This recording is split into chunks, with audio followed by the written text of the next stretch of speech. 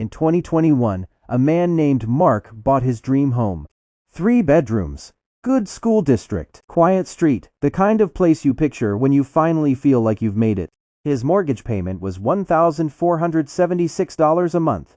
He felt like he'd won. 5 years later, his company offered him the kind of deal most people wait their whole careers for. A promotion, a new city, $40,000 more a year. Mark said no. Not because he didn't want it, not because he wasn't qualified. He said no because moving would cost him $1,052 more every single month. For the same size house, in the same kind of neighborhood, just a different mortgage rate. That decision now has a name. Economists call it the mortgage lock in effect. And as of July 2026, Goldman Sachs confirms roughly 80% of American homeowners are in Mark's exact position. 80%. Tens of millions of people. Sitting in homes they can't afford to leave, making career and family decisions around a single interest rate, most without even being able to name why they feel stuck. Today we're naming it, in plain language, and then we're talking about what you actually do about it, whether you're locked in, trying to buy and getting priced out, or quietly wondering if home ownership in 2026 is still realistic for you. Here's what we're covering: how this trap was built, what it's doing to everyone who isn't locked in, the real 2026 data behind it, and what you actually do with all of this. Let's go. To understand how we got here, go back to March 2020. The pandemic hits, the economy stops overnight, and the Federal Reserve cuts rates to near zero, an emergency move. Mortgage rates fell to historic lows: 2.5%, 2.9%, some people locked in below 3%. For context, the long-term historical average for a 30-year mortgage is around 7.7%. Between 2020 and 2022, somewhere between 8 and 10 million homeowners bought or refinanced below 4%, with another huge group below 3%. For a couple of years, it felt like winning. Then 2022 happened. Inflation surged, and the Fed reversed course fast: 11 rate hikes in 16 months. Mortgage rates climbed from 3% to 7%, briefly touching 7.8% in late 2023, the highest in over 2 decades. The 3% mortgage that felt like a gift now felt like a chain. Here's the math. Say you bought a $350,000 house in 2021 at 3%. Your payment on principal and interest is $1,476 a month. Now it's 2026. Your house is worth $420,000, and you find a comparable $400,000 home somewhere else. At today's 6.5% rate, your new payment is $2,528 a month, $1,052 more.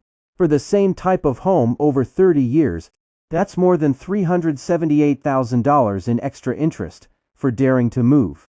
Long Yield's Q1 2026 analysis puts the median payment shock at roughly $682 more per month, over $8,100 a year.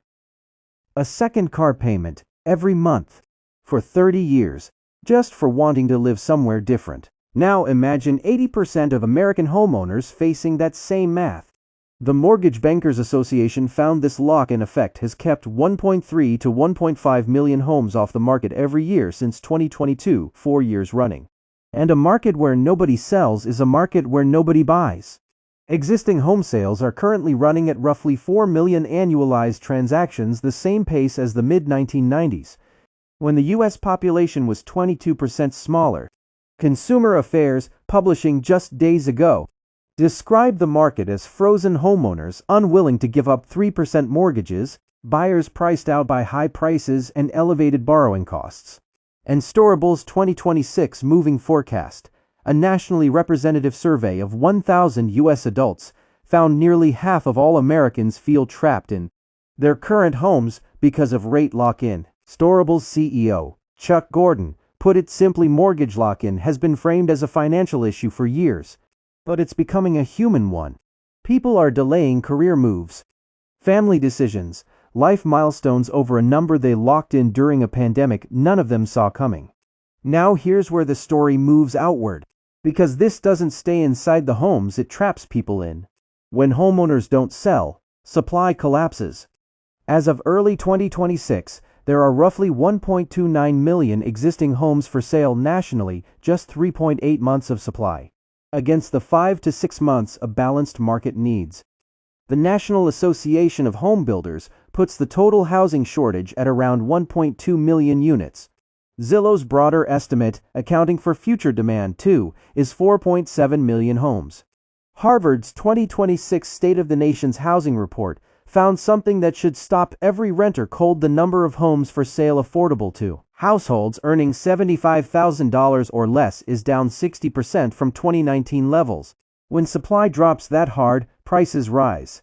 The national median home price climbed from $266,300 in January 2020 to $396,800 in January 2026, up more than $130,000 in 6 years.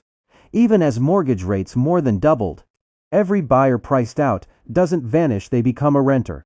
Often for years, that pressure pushes rents up too.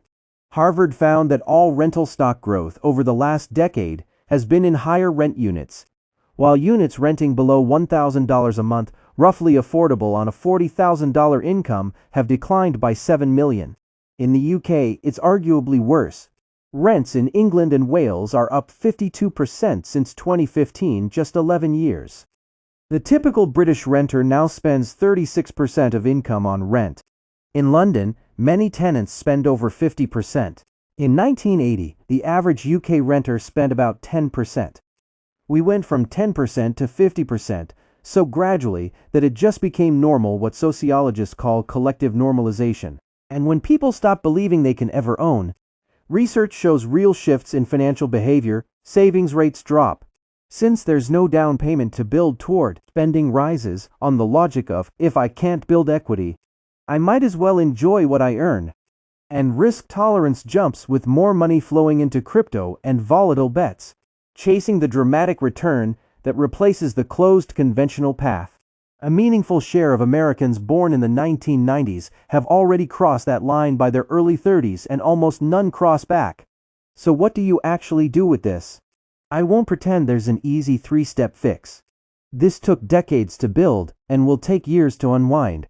But there are real, honest frameworks depending on where you stand.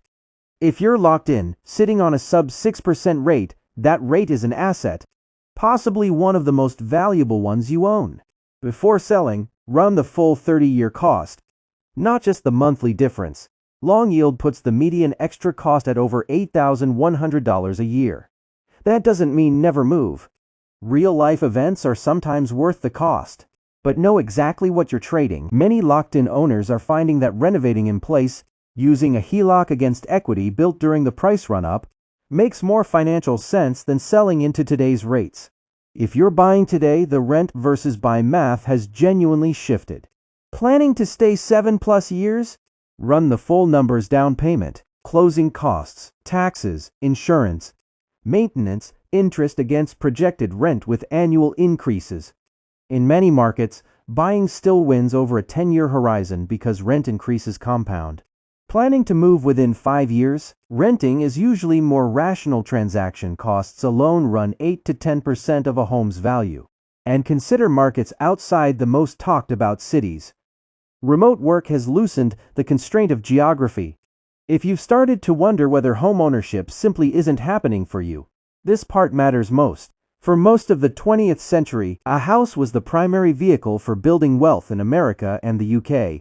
That deal is harder to access right now, genuinely out of reach for many people in many cities for years to come. But wealth itself isn't out of reach. The S&P 500 has historically returned roughly 7 to 10% annually over long periods, even including 2008 and 2022. Someone who can't afford a down payment but invests consistently instead, month after month, for decades can still reach a strong financial position. A person investing $500 a month starting at 28, at an average 8% return, has over $745,000 by age 60. Not from a house. From consistency. That's not the dream we were sold: the house, the yard, the mortgage burning party. That dream carries real weight, tied to stability and belonging. Not just money, but the wealth itself is achievable through paths that don't run through property. Understanding that isn't giving up, it's adapting to the territory that actually exists. The people who'll be okay over the next decade aren't necessarily the ones who own homes, or the ones who don't. They're the ones who understand what's actually happening, make decisions from math instead of panic or old expectations, and take the paths that are actually open. Existing home sales are at mid-1990s levels in a country with 22% more people. Affordable rental units have dropped by 7 million in a decade. Nearly half of American homeowners feel trapped in their own homes. These aren't temporary blips, they're the result of decades of underbuilding and policy that hasn't kept pace with the world it's supposed to serve. Seeing that clearly isn't pessimism, it's accuracy. And accuracy is where good decisions come from. Before you go, drop a comment and tell me where you are in this. Locked in and feeling it? Renting and wondering if buying will ever happen? Made peace with renting and building wealth a different way. I read every one, and it shapes what this channel covers next. If this helps something click, hit like. It costs nothing and helps more people find this at a moment a lot of people need it. And if you want to keep going deeper into how money actually works in 2026, not the reassuring version, the real one, subscribe to Wealth Panels. Next week, why 1 in 3 people globally can't save a single dollar right now, even with decent incomes. It has almost nothing to do with spending habits. It's structural, and once you see it, your whole understanding of why saving feels so hard shifts permanently. I'll see you then.